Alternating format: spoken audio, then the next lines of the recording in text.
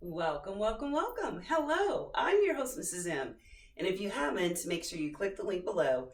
That way you can subscribe to my channel and not miss out on anything you need to scale your business to six figures and beyond. Wow!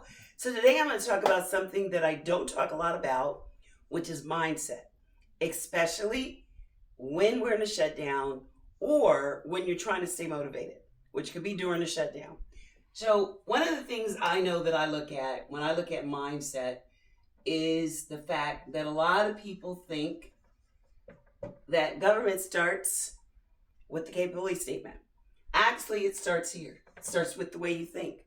And I know one of the things I did was get my mind right when I was looking at winning government contracts. Because between the CAPE statements and between the capability briefings, you get a lot of rejection. And the thing is, you have to figure out a way where you stand out from everybody else, at least something in your small business when it comes to your industry. So the one thing I thought about doing was being a specialist, specializing in one thing, whether it was doing critical nursing, whether it was doing onboarding, something that we did that was different. So I looked at the P for preparation, preparing before we started meeting with the government contractors. Next, I looked at positioning. Positioning is the second P when I had to get my mind right.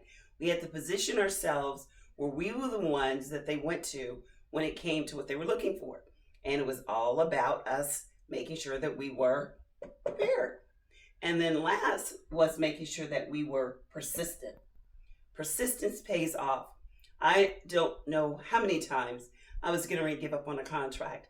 And right before I got ready to give up, I had someone say, you know what, if you had not called us again, if you hadn't sent that email, if you hadn't sent that sequence of 3 emails, and we always send 3 emails, one, then we would send another one maybe 2 weeks later, and then a third one maybe 2 weeks after that.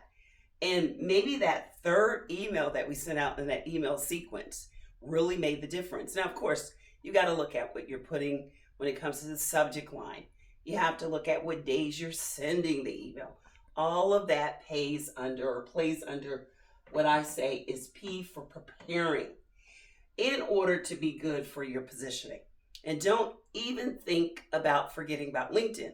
LinkedIn is like the #1 place that we went to whenever we were looking at being in the right spot for GovCon when it came to small businesses.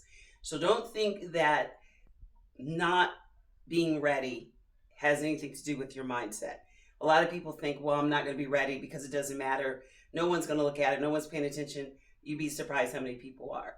So like I said, mindset, that is the one thing that really, really, really makes the difference. And if you want to learn more about the 3 Ps when it comes to preparing, positioning, and persistence, and what exactly to put in your emails to get them to open, make sure you come to our GovCon Lunch and Learn. Every Wednesday at 12 noon, we have a different subject. Look in the description. Make sure you sign up. Look forward to seeing you there. Bye-bye.